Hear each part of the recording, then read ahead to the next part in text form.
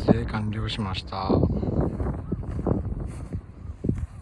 焚き火台はユニフレームのファイヤーグリルで、アンプラグズキャンプの46リッター47リッターぐらいのクーラーボックスにすごいっす TOD です。で、テーブルは地味にテーブル M サイズ、かなりでかいですね。あとは外メシンガー Z TOD、 あとはユニフレームのチビ版です。で、こっちはテイツのランタン、オイルランタン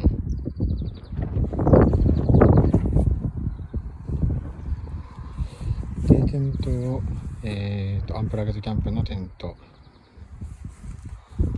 で、シュラフ TOD の地味にシュラフです。で、枕持ってきました。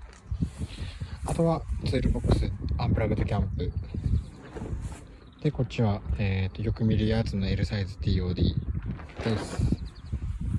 で、外観はこんな感じになってます。タープはいつかのタープ TOD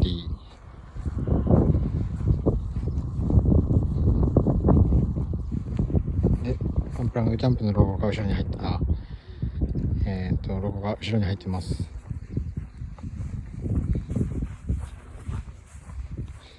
はい、こんな感じです。で、天気も最高です。